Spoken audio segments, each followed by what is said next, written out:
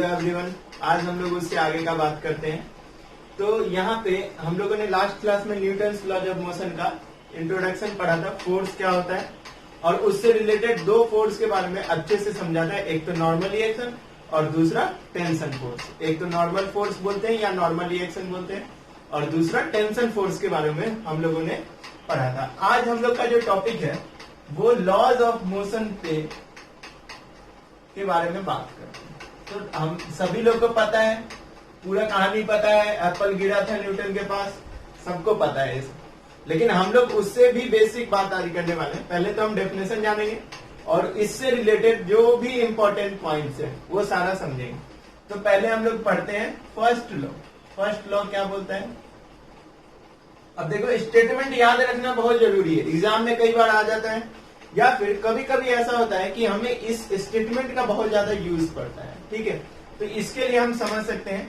तो जो पहला लॉ है वो कहता है a body continue to be in state of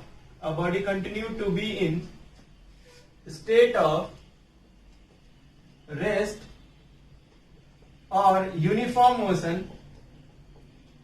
क्या लिख रहा हूं मैं? अ बॉडी कंटिन्यू मतलब अगर वो रेस्ट में है या फिर यूनिफॉर्म मोशन में तो वो उसी में रहेगा। A body continue to be in state of rest और uniform motion unless and until an unbalanced force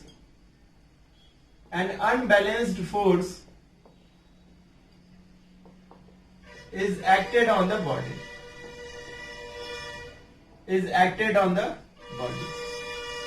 समझते हैं क्या है?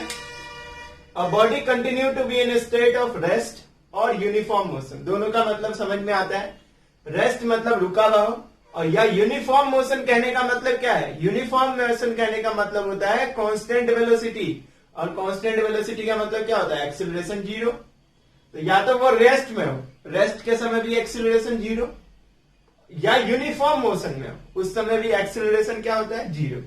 अनलेस एंड अनटिल कब तक रहेगा? जब तक कोई अनबैलेंस्ड फोर्स उस पे एक्ट नहीं कर रहा होगा। अनबैलेंस्ड कहने का मतलब क्या होता है? जो फोर्स एक्सीलरेशन प्रोवाइड करता है उसको हम बोलते हैं अनबैलेंस्ड फोर्स। मतलब समझते हैं। पहले तो यहाँ पे मैं जो यूनिफॉर्म मोशन का मतलब बता दिया, कांस्टेंट वेलोसिटी होता है। जिन लोगों को नहीं पता होगा, ये तो ऐसा होना ही नहीं चाहिए कि नहीं पता हो, पूरा चैप्टर पढ़ चुके हो काइनेमेटिक्स। अगर फिर भी नहीं पता है तो लिख लेना, यहाँ पे यूनिफॉर्म मोशन का मतलब कांस्टेंट वेलोसिटी होता है और एक्सीलरेशन जीरो होता है। अब हम बात करते हैं अनबैलेंस्ड फोर्स और बैलेंस फोर्स क्या होता है। देखो, ये दोनों टॉपिक क्लास 9th में पढ़ना था, लेकिन मैं एक एग्जांपल से समझाता हूं तुम्हें। अनबैलेंस फोर्स और बैलेंस फोर्स का मतलब क्या होता है? मान लो इस ऑब्जेक्ट को इधर से कोई 2 न्यूटन से खींच रहा है और इधर से 2 न्यूटन से खींच रहा है, तो क्या हुआ? ये ब्लॉक मूव नहीं करेगा। इधर भी 2 न्यूटन है और इधर भी 2 न्यूटन, आपस में दोनों कैंसल आउट हो जाएंगे। लेकिन मान लो इस पे सिर्फ 2 न्यूटन फोर्स लग रहा है, तो इस ब्लॉक को क्या कर रहा है? ये मूव करा रहा है। तो ये अनबैलेंस्ड है और ये कैसा है? बैलेंस्ड है। तो ये बात खुद से भी हम समझ सकते हैं अनबैलेंस्ड और बैलेंस्ड कहने का मतलब क्या होता है। तो पहला लॉ हमें याद होना चाहिए, 5 बार बोलना कॉपी में लिखने के बाद। A body continue to be in state of rest और uniform motion unless and until an unbalanced force is acted on the body. उस बॉडी पे जब तक कोई अनबैलेंस फोर्स नहीं लगेगा तो बॉडी अपने पुराने पिछले अवस्था में रहेगा। पिछला अवस्था मतलब या तो रेस्ट में होगा या फिर यूनिफॉर्म मोशन में होगा। समझ में आ रहा है? तो ये चीज को ध्यान में रखना है। अब तुम लोग सोचोगे ये यूनिफॉर्म मोशन का यहाँ पे क्यों बात किया जाता है? मान लो ये बोर्ड रेस्ट पे है, तो ये रेस्ट में ही रहेगा। कब तक रहेगा रेस्ट पे? जब तक कोई अनबैलेंस फोर्स इस पे नहीं लग रहा होगा। अच्छा, यूनिफॉर्म मोशन कहने का मतलब क्या होता है? थोड़े बाद में समझ में आता है ये वैसे तो, लेकिन हम समझ सकते हैं। मान लो एक ऑब्जेक्ट अगर रोड पे मूव कर रहा है तो वो तब तक मूव करेगा जब तक उस पर कोई फोर्स नहीं लगेगा। ठीक है, अपने आप रुकेगा नहीं वो। हाँ, तुम लोग रियल लाइफ में हम लोग क्या देखते हैं कि मान लो किसी बॉल को हम ग्राउंड पे फेंके तो वो थोड़े देर के बाद जाके रुक जाता है। वो रुकता क्यों है भाई? वहां पे फ्रिक्शन लगता है, फ्रिक्शन अपोजिट डायरेक्शन में लगता है, इसके कारण से रुक रहा है। अगर फ्रिक्शन नहीं होगा तो जिंदगी भर चलते रह जाएगा। अगर मान लो इस बोर्ड पे मैं जमीन पे क्या करूं, एक बॉल को फेंकूं यहां से, तो ये कुछ दूर आगे जाके रुकता है। ये क्यों रुकता है? क्योंकि वहां पे फ्रिक्शन लगता है। अगर मान लो ये स्मूथ है तो जिंदगी भर वो बॉल चलता रह जाएगा, उसको रोकने वाला कोई नहीं है। जब तक कोई अनबैलेंस फोर्स नहीं लगेगा तब तक वो नहीं रुकेगा, ठीक है। और रियल लाइफ में क्या होता है कि अनबैलेंस फोर्स लग जाता है तुरंत, जैसे हम फेंके वहीं पे लग गया फ्रिक्शन, तो इसके कारण से बॉल थोड़े दूर जाके आगे गिर जाता है। तो ये सब पहले का था। ये मतलब क्या था ना कि पहले हम लोग सोचते थे कि बॉल को फेंकते हैं थोड़ी देर के बाद वो रुक जाता है। बाद में साइंटिस्ट ने बताया वो भी फ्रिक्शन के कारण रुकता है। अगर फ्रिक्शन नहीं हो, स्मूथ सरफेस हो, 100% स्मूथ सरफेस हो, तो बॉल जिंदगी में कभी नहीं रुकेगा जब तक कोई अनबैलेंस फोर्स नहीं लगेगा, ठीक है। तो ये चीज ध्यान रखना है कि a body continue to be in state of rest और यूनिफॉर्म मोशन। समझ में आ रहा है? रेस्ट में है तो रेस्ट में ही रहेगा, यूनिफॉर्म मोशन में है तो यूनिफॉर्म मोशन में ही रहेगा। कब तक? जब तक कोई अनबैलेंस फोर्स उस पर एक्ट नहीं कर रहा होगा तब तक। तो ये चीज को हम ध्यान रखेंगे और यही होता है फर्स्ट लॉ, ठीक है। अब फर्स्ट लॉ को ही हम बोलते हैं, this law is also known as, this law is also known as law of inertia. This law is also known as law of inertia. नया वर्ड है इनर्शिया, क्लास 9th में पढ़े हो गए इनर्शिया क्या होता है, लेकिन यहां पर के लिए नया वर्ड है। क्या है? ये जो फर्स्ट लॉ है, इसी फर्स्ट लॉ को बोला जाता है लॉ ऑफ इनर्शिया। यहां पे दो साइंटिस्ट का बात होता है, एक न्यूटन साहब थे और एक गैलीलियो थे, ठीक है। तो कौन क्या दिया ये सब अब नहीं पूछता, ये सब हिस्ट्री का बात है, ये यहां पे नहीं पूछेगा। हमें बस फिजिक्स सीखना है। कौन क्या देके गए थे वो बहुत पुराना खेल हो चुका है, 1900 के बाद का है, 2020 चल रहा है। तो हम कंसेप्ट को सीखेंगे ताकि आगे जो चीज आने वाला है वो हम सीखने वाले हैं। तो इसी लॉ को हम क्या बोलते हैं? लॉ ऑफ इनर्शिया बोलते हैं। ये चीज ध्यान रखना है। और इनर्शिया का डेफिनेशन अगर हम देखना चाहेंगे तो इनर्शिया का मतलब होता है, लिखता हूं, इनर्शिया का मतलब क्या होता है? The tendency of an object,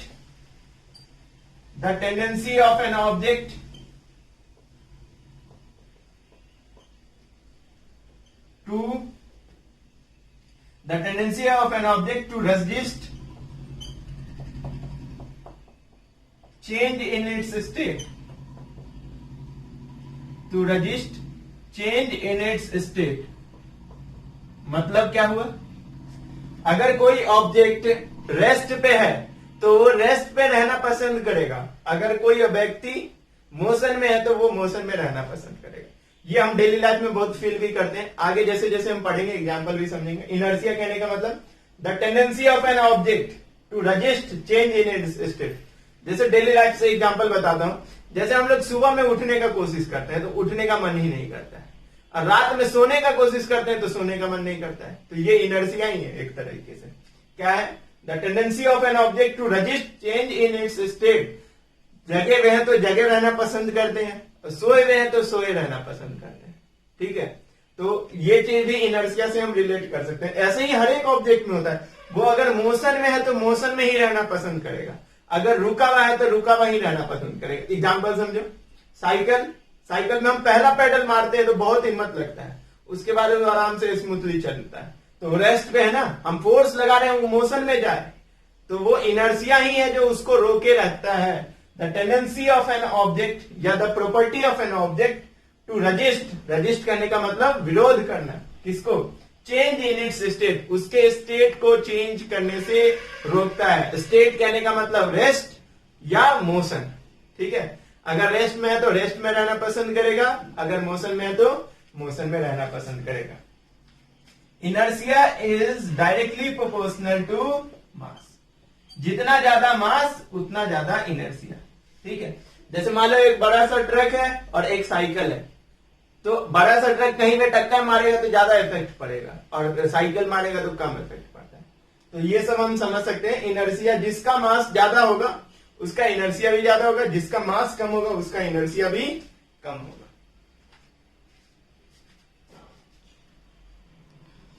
अब बात करते हैं हम सेकेंड लॉ ऑफ मोशन का। तो सेकेंड लॉ ऑफ मोशन क्या बोलता है? Rate of change of momentum, rate of change of momentum of an object, rate of change of momentum of an object is directly proportional to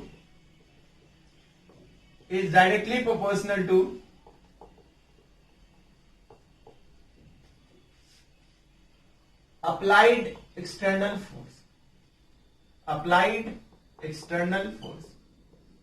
समझते हैं मतलब क्या होता है? Rate of change of momentum,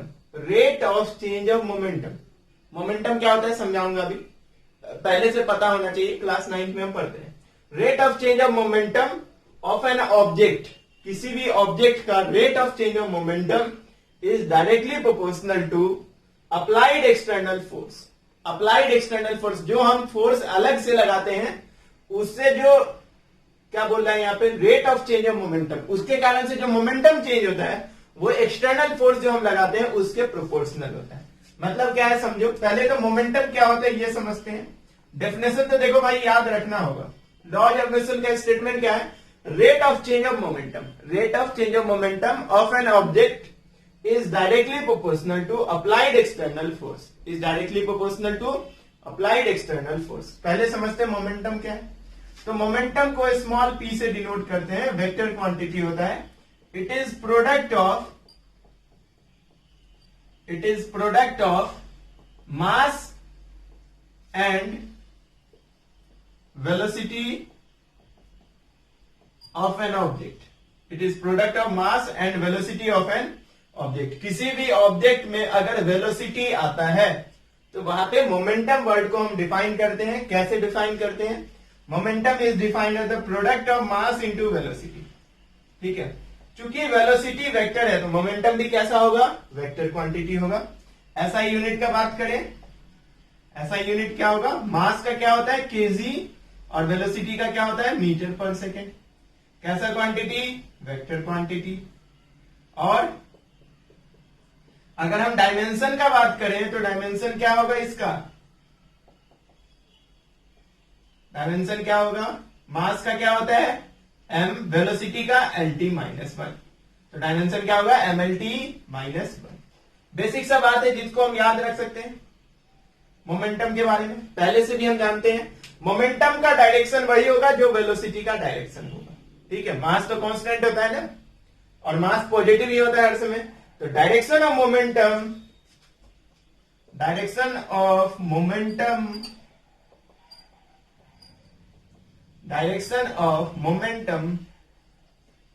is along direction of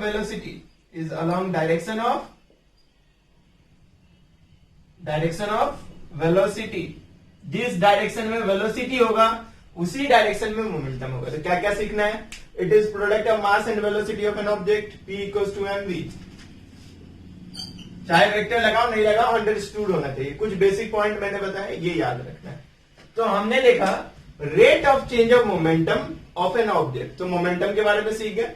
is directly proportional to applied external force. मतलब क्या है? Mathematically समझे इसको। तो मैथमेटिकली क्या होता है वो समझते हैं। जैसे यहां पे rate of change of momentum, अगर मैथमेटिकली मैं लिखूं इसको, मैथमेटिकली, ठीक है, तो rate of change of momentum कैसे लिख सकते हैं? dp/dt। ठीक है, रेट याद करो, डिफरेंशिएशन जिस समय में पढ़ाया था, बताया था rate of change of y with respect to x, वैसा ही कुछ है rate of change of momentum of an object. अब रेट का बात होता है तो टाइम के रेस्पेक्ट ही मैक्सिमम टाइम हम बात करते हैं। तो rate of change of momentum is directly proportional to applied external force, F external. Okay, मैं इसको लिख सकता हूं F external equals to K into dp/dt। ठीक है, K क्या है यहाँ पे? कांस्टेंट, और K का वैल्यू एक्सपेरिमेंटली कितना आता है? 1 के इक्वल आता है। एक्सपेरिमेंटली K का वैल्यू किसके इक्वल आता है? 1 के इक्वल आता है। तो F एक्सटर्नल किसके इक्वल हो गया? dp/dt। क्योंकि P वेक्टर क्वांटिटी है तो फोर्स भी कैसा आता है? वेक्टर। पहला फॉर्मूला तो ये याद रखें, rate of change of momentum of an object, rate of change of momentum of an object is directly proportional to applied external force, applied external force. ठीक है। एफ एक्सटर्नल कितना होगा, k dp by d. K constant है, proportionality sign को हटाएंगे तो के आता है। एक्सपेरिमेंटली देखा गया के का वैल्यू कितना होता है, 1 होता है। तो एफ एक्सटर्नल कितना हो गया, डीपी बाई डी हो गया। ओके, अब मैं इसको, हमें पता है d y by D t, और पी की जगह मैं क्या लिख सकता हूं, एम वी लिख सकता हूं। ठीक है, अब देखो यहां से एफ एक्सटर्नल, देखो यहां पे डिफरेंशिएशन करना है, कौन सा रूल लगेगा, product rule. Mass into velocity है तो प्रोडक्ट रूल लगेगा। तो कैसे लिखते हैं, m dv by D t plus v dm by D t, ऐसा होगा क्या। अब since mass is constant, mass क्या है यहां पे, कांस्टेंट है। अगर मास कांस्टेंट है तो इसका डिफरेंशिएशन क्या होगा, 0 होगा। तो एक्सटर्नल फोर्स किसके इक्वल आ जाएगा, एफ एक्सटर्नल क्या आ जाता है, एम। और change in velocity with respect to time क्या होता है भाई, एक्सेलरेशन। तो एक्सटर्नल फोर्स इक्वल्स टू क्या आता है, mass into acceleration. External force किसके इक्वल होता है, mass of the object into acceleration of the object. कहां से आया, M into DV by D T से आ गया। ठीक है, क्योंकि मास कांस्टेंट है तो इसका डिफरेंशिएशन 0 बचा। क्या ये कुछ टॉपिक में ऐसा आएगा कि मास वेरिएबल होता है, तो हमें वहां पे ये फॉर्मूला यूज करना था। कहां पे होता है, रॉकेट के अंदर फ्यूल होता है, जैसे जैसे बर्न करता है रॉकेट का मास कम होते जाता है। ठीक है, उसमें फ्यूल बर्न होते जाता है, नीचे धुआं फेंकते जाता है, धीरे धीरे मास उसका कम होते जाएगा। तो वहां पे ये वाला डीएम बाई डी टी 0 नहीं होगा, और वहां पे हम ये पूरा फॉर्मूला यूज कर रहे हैं। इसलिए मैं बेसिक अभी बताया, तुम्हारे दिमाग में कोई भी डाउट नहीं आना चाहिए इससे रिलेटेड। ठीक है, एकदम बेसिक जो हम सीख के आए हैं अभी तक, उसका पूरे यूज किया जा रहा है यहाँ पे। ठीक है, तो समझना है अच्छे से, ताकि हम आगे जो करें, सॉल्व करेंगे जो भी क्वेश्चन। देखो फिजिक्स में क्या होता है ना कि हमें दिखता दूर से बहुत चीज है, एकदम अच्छा अच्छा लाइन दिख रहा है, लेकिन इस चीज को समझने के लिए मैं 10 मिनट से ज्यादा एक टॉपिक को बोल रहा हूं। तो वो जो छोटा छोटा बात जो मैं बोल रहा हूं, ये तुम्हारे दिमाग में जितना ज्यादा बैठेगा उतना ज्यादा फिजिक्स तुम्हारे लिए आसान होगा, और उतना ज्यादा क्वेश्चन खुद से कर पाओगे। सफलता का बस एक ही मात्र वो है, जितना ज्यादा तुम क्वेश्चन खुद से करोगे उतना ज्यादा तुम्हें समझ में आएगा। अब मैं किसी को बाइक चलाना सिखाऊंगा, अगर रूल बता दूं आगे से कैसे क्या करना है, तो उससे थोड़ी वो सीखेगा। जब तक वो चलाएगा नहीं, एक्सपीरियंस नहीं होगा उसको, तब तक वो नहीं सीखेगा। हर एक क्वेश्चन को मैं थोड़ी बताने आऊंगा वहां पे, और जो क्वेश्चन आएगा वो तो नया क्वेश्चन आएगा ना, वहां पे बुक वाला क्वेश्चन थोड़ी आएगा। अब तक क्लास 10th में होता था कि बुक वाला ही क्वेश्चन एग्जाम में आता था और हम करके आ जाते थे। अब ऐसा नहीं होगा, अब थोड़ा सा बदला है, और उस बदले हुए चीज को अच्छे से प्रोवाइड करा रहा हूं, तो अच्छे से समझना है और उसके हिसाब से सॉल्व करना है। तो यहाँ पे जितना बॉक्स में मैं फॉर्मूला बताता हूँ वो सारा इंपॉर्टेंट है अपने आप में, और उन सभी को हम याद रखेंगे। पहला तो जितने स्टेटमेंट होते हैं वो याद रखना है, और जितने फॉर्मूले हैं वो सारा। देखो सब लोग बोलते हैं कि फिजिक्स समझने वाला चीज है, मैं बोलता हूँ फिजिक्स भी रटने वाला चीज है। कुछ चीज रटना पड़ेगा तभी हम समझ सकते हैं। ये डेफिनेशन रटेगा नहीं तो कैसे समझ जाओगे, बाद में एग्जाम में लिखना होगा तो क्या समझ के लिख सकते हो। याद है ना, ये चीज याद रखोगे तभी लिख पाओगे, नहीं तो फिर दिक्कत है। और जितने फॉर्मूले हैं, जितना डेरिवेशन बताया जाता है, कैसे डिराइव किया गया, ये तुम्हें आना चाहिए। ये सब भूल जाना कि डेरिवेशन हम नहीं याद रखेंगे, सिर्फ फॉर्मूला याद रखेंगे। अगर कोई बोलता है ऐसा तो वो मूर्ख बना रहा है। ठीक है, अगर तुम्हें डेरिवेशन नहीं आता है तो तुम्हें दिक्कत होगा बाद में। अगर मान लो डेरिवेशन आता है तो तुम इससे रिलेटेड हर एक पॉइंट को तुम खुद से सॉल्व करोगे। तो फिजिक्स जितने फॉर्मूले हैं वो याद होना चाहिए, और हर एक फॉर्मूला का डेरिवेशन आना चाहिए। ठीक है, तो 2-3 बेसिक रूल है, फिर से बता रहा हूं। क्वेश्चन जो भी हो खुद से सॉल्व करने का कोशिश करना है, जितना अधिक क्वेश्चन हम करेंगे उतना ज्यादा फायदा होगा। दूसरा, हर एक फॉर्मूला याद होना चाहिए, हर एक स्टेटमेंट याद होना चाहिए, हर एक डेफिनेशन याद होना चाहिए। ठीक है, अब तुम देख सकते हो ना यहां से रेट ऑफ चेंज ऑफ पहले दूसरे क्लास में डिफरेंशिएशन में बताया था, अभी भी यूज हो रहा है। ठीक है, तो वो चीज डेरिवेशन याद होना, फॉर्मूला याद होना, डेफिनेशन याद होना, और क्वेश्चन सॉल्व करना। This is all about physics. बस इतना करना है। अब बस नहीं है, ये बहुत ज्यादा है। उसको करने के लिए अगर बैठोगे तो 24 घंटा में 5 घंटा भी डेली फिजिक्स पढ़ोगे तो भी थोड़ा सा बच जाएगा, लेकिन तुम लोग 45 मिनट आधा घंटा पढ़ते होगे, उससे ज्यादा नहीं पढ़ते होगे। तो ये हो गया सेकेंड लॉ के बारे में। अब हम लोग थर्ड लॉ के बारे में बात करेंगे। देखो third law of motion, third law of motion. ठीक है, थर्ड लॉ ऑफ मोशन क्या कहता है? To every action there is equal and opposite reaction. To every action there is equal and opposite reaction. ठीक है, इक्वल एंड अपोजिट रिएक्शन, ये चीज याद रखना। अब ये वाला जो स्टेटमेंट है ये सबको याद रहता है, to every action there is equal and opposite reaction. जितना देखने में ये सिंपल है उतना ही डिटेल में पढ़ना है इसको। ठीक है, तो मैं कुछ पॉइंट बताता हूं इससे रिलेटेड, ये सबको समझ में आता है। To every action there is equal and opposite reaction सबको याद होता है, लेकिन इससे रिलेटेड मैं कुछ पॉइंट बताता हूं जो समझना अच्छे से है और थोड़ा सा पेचीदा भी है ये। तो पहला पॉइंट क्या होता है इसका, देखो, to every action there is equal and opposite reaction. all the forces in the universe exist in action reaction pair। all the forces in the universe exist in action reaction pair।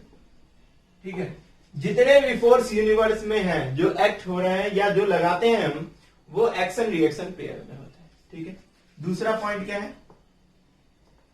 Action and reaction force are equal in magnitude but opposite in direction. Force का जो magnitude होता है वो equal होता है, लेकिन direction दोनों का अपोजिट होता है। And acts on different body, अलग अलग बॉडी पे लगते हैं। एक्ट्स ऑन डिफरेंट बॉडी, समझना, दो अलग अलग बॉडी पे ही एक्शन रिएक्शन पेयर है। मान लो ये एक ऑब्जेक्ट है एम, इस पे फोर्स लगा इधर से 2 न्यूटन और इधर से भी फोर्स लगा 2 न्यूटन। तो क्या ये एक्शन रिएक्शन पेयर है? जिनको नहीं पता होगा बोल देंगे इक्वल है अपोजिट है। हाँ, एक्शन रिएक्शन पेयर। लेकिन देखो यहाँ पे action and reaction force are equal in magnitude but opposite in direction and acts on different body. दो कंडीशन तो है यहाँ पे, इक्वल इन मैग्नीट्यूड है, दोनों 2 न्यूटन है, दोनों अपोजिट डायरेक्शन में भी है, बट दोनों डिफरेंट बॉडी पे नहीं लग रहे। तो ये एक्शन रिएक्शन पेयर है। फोर्स लग रहा है यहाँ पे, ठीक है, लेकिन एक्शन रिएक्शन पेयर नहीं। मान लो ये एक ऑब्जेक्ट है और ये एक ऑब्जेक्ट है, इस पे भी 2 न्यूटन लग रहा है और इस पे भी 2 न्यूटन लग रहा है। ये दोनों एक्शन रिएक्शन पेयर है। कैसे? Equal in magnitude but opposite in direction and acts on different body. ठीक है, तो ये पॉइंट ध्यान में रखेंगे। एक्शन रिएक्शन पेयर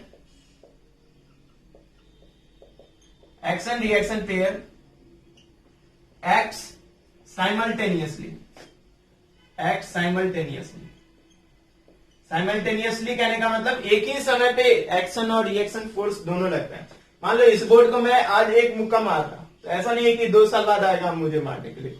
मैं मारूंगा इस पे तो मुझे भी इस पे फोर्स लगेगा ना, इससे मार रहा हूं इस पे, तो इस पे फोर्स लगा और ये भी फोर्स मुझ पे लगाएगा। ऐसा नहीं कि उसी समय पे लगाएगा, ऐसा नहीं कि 2 साल के बाद आएगा ये मुझसे बदला लेने की, ऐसा नहीं होगा। तो एक्शन रिएक्शन पेयर जो होते हैं वो एक ही समय पे लगते हैं, यही वर्ड लिखा हुआ है, एक्ट साइमल्टेनियसली। अब इतना पॉइंट अगर दिमाग में है तो कभी भी कोई क्वेश्चन गलत नहीं होगा। पहला पॉइंट को और अच्छे से मैं समझाता हूं। All the forces in the universe exist in action reaction pair. जैसे जैसे हम चैप्टर पढ़ेंगे वैसे वैसे ये और अच्छे से समझ में आएगा। मान लो मैं यहाँ पे फोर्स लगाया तो ये भी मुझ पे फोर्स लगाया। ऐसा नहीं है कि कोई फोर्स सह लेता है, ठीक है, वो लगाता है, भले हमें फील नहीं होता है वो अलग बात है, क्योंकि हम कम जोर से फोर्स लगा रहे हैं इस पे, तो ये जो लगाता है वो हमें फील नहीं होता, लेकिन लगाता जरूर है ये। तो किसी भी, नहीं तो क्या होगा, यूनिवर्स में खूब फोर्स लग रहे हैं, खूब फोर्स लग रहे हैं, ऐसा यूनिवर्स बाहर से अलग चला जाएगा, ऐसा नहीं होगा। All the force in the universe exist in action reaction pair. अगर मैं इस ब्लॉक पे 2 न्यूटन का फोर्स लगाऊं तो ये भी ब्लॉक 2 न्यूटन लगा रहा होगा, नहीं पता चल रहा होगा वो अलग बात है, या हम इग्नोर कर रहे होंगे वो अलग बात है, लेकिन लगता है। तो ये पॉइंट्स हम एक्शन रिएक्शन पेयर के बारे में ध्यान रखेंगे। तो ये तीनों लॉज ऑफ मोशन क्या होता है वो आज हम लोगों ने समझ लिया है, ठीक है। तो यहां पे ये वाला पॉइंट को हम ध्यान रखेंगे।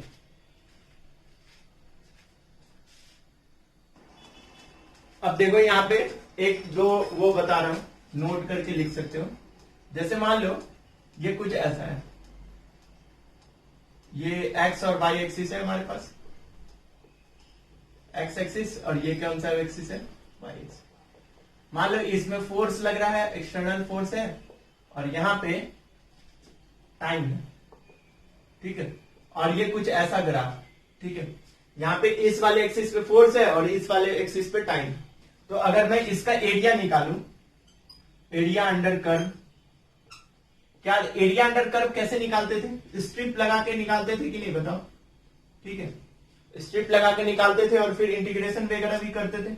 बेसिकली एरिया का मतलब क्या होता है, वाई एक्सिस और एक्स एक्सिस का मल्टीप्लीकेशन करके देख लेंगे तो ये दोनों क्वांटिटी का जो एरिया देगा वो क्या देगा। कैसे लिखते थे हम, बताओ यहां पे, वहां पे कैसे लिखते थे एरिया, वाई डीएक्स से लिखते थे कि नहीं, इंटीग्रेशन ऑफ वाई डीएक्स। ये छोटा सा स्ट्रिप मान लेते थे, एक्स एक्सिस में है तो डीएक्स और ये वाला वाई है। तो यहां पे अगर मैं एरिया लिखूं तो कैसे लिखूंगा, इंटीग्रेशन, वाई क्या है, एफ एक्सटर्नल है, ठीक है, और एक्स एक्सिस में छोटा सा स्ट्रिप क्या देगा, डीएक्स मतलब डीटी देगा। टाइम है ना यहाँ पे तो डीटी हो जाएगा। अब बताओ एक्सटर्नल फोर्स को अगर मैं डीटी से मल्टीप्लाई करूंगा तो क्या देगा, वो डीपी देगा, ठीक है। अगर मैं इंटीग्रेशन के टर्म में देखूं तो डीपी देगा, ठीक है। अगर यहां पे लिमिट देखोगे, अगर डीपी का इंटीग्रेशन पी हो जाएगा और लिमिट देखोगे तो पी इनिशियल और यहां पे मान लो पी फाइनल, तो ये क्या दे देगा, P final minus P initial दे देगा। और सीधा सीधी बात है कि फोर्स को मैं जब टाइम से मल्टीप्लाई करूंगा तो चेंज इन मोमेंटम आएगा, क्योंकि F equals to DP by D होता है, तो F इंटू डी मैं करूंगा तो डीपी आएगा। देखो यहां पे F का फॉर्मूला हमने क्या पढ़ा था अभी, डीपी बाई डी, तो डीपी किसके इक्वल आएगा, F dt के इक्वल आएगा। अगर इधर इंटीग्रेशन तो इधर भी इंटीग्रेशन, तो F dt किसको देगा, डीपी को देगा। डीपी के का मतलब क्या होता है, चेंज इन मोमेंटम।